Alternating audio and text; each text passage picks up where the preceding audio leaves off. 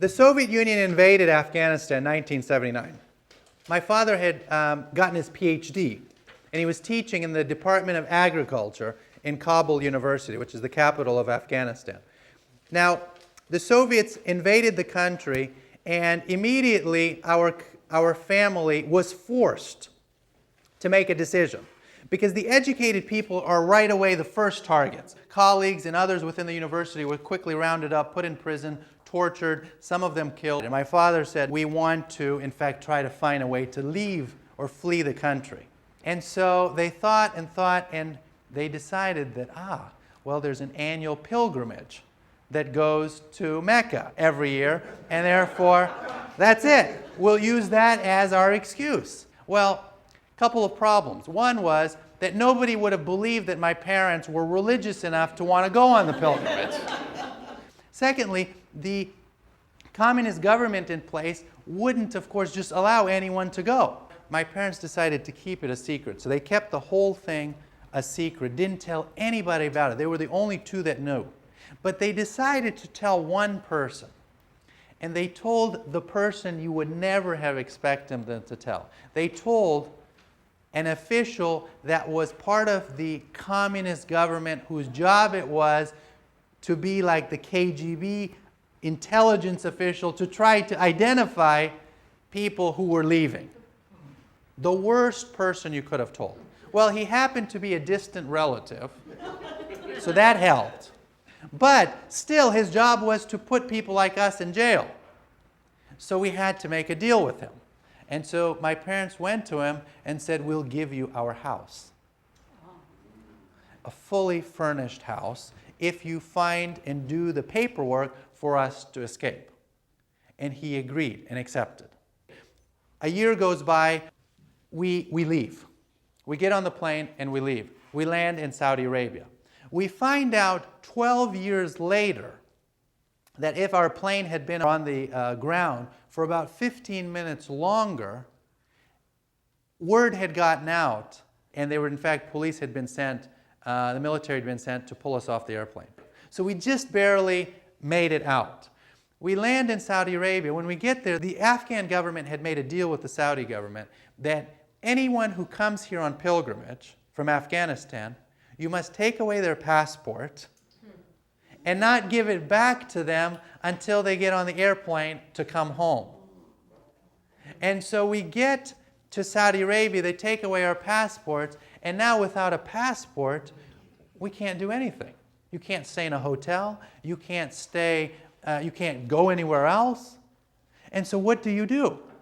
Well, my parents for 2 weeks were fine because it was during the time of pilgrimage, and therefore we're all part of the, we're the pilgrims, and therefore it's fine. But after 2 weeks, everybody goes home. And so our family realized that we couldn't be seen. And so we sort of went into hiding. And so we were living in the streets and hiding from the police, because the police is going around trying to find people who are attempting to stay. My parents used their entire life savings. My mother had taken all of our life savings in her bra, and she sort of stuffed it in her bra and used that money to bribe people to get our passports back. We needed the passports. So we bribed enough people, eventually got the passports back. We now had the passports, but we had spent all the money. It was at this time that my father met a waiter that was working in this fancy hotel. He said, can you help me? And so the waiter said, well, the owner of this hotel is a very wealthy man named Sheikh Ali. Go see Sheikh Ali and tell him your story. He's a very sincere and genuine Muslim. He will, I think, be open to trying to help you. So my father found Sheikh Ali, went and saw him, told him the story, and Sheikh Ali immediately said, as a Muslim, it's an obligation on me, with all the wealth that I have, to help a family escaping communism and a family in need. And therefore, he took our family, instead, stay in my hotel, as long as you like. So we went from the street to living in this 5-star hotel, room service, and I was 10 years old, and I, for the first time, was able to have jam on bread, and and it was a luxury that I'd never used to, and it was just so nice to live in this hotel. So my father went back to Sheikh Ali and said, thank you for your offer, but I need to go establish roots somewhere. And so Sheikh Ali said, as you wish. Where do you want to go? And so it was my father saying, well, I got my PhD at University of Wisconsin. I'd like to go back to the U.S. and send my family there. And Sheikh Ali said, okay, fine, so I'll take care of everything.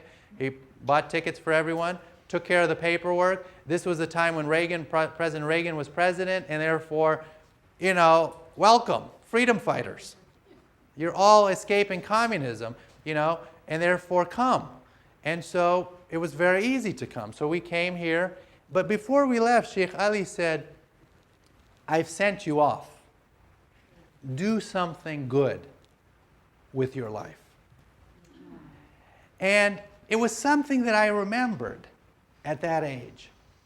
And so we landed here in the U.S., and I kept thinking that this is something that I need to do. And I felt that there was so much ignorance between people there about people here and people here about people there, that if I could do anything to help address this misunderstanding or ignorance that exists on both sides of the divide, I think that Sheikh Ali would be happy. And so since the age of 10, this has been my goal.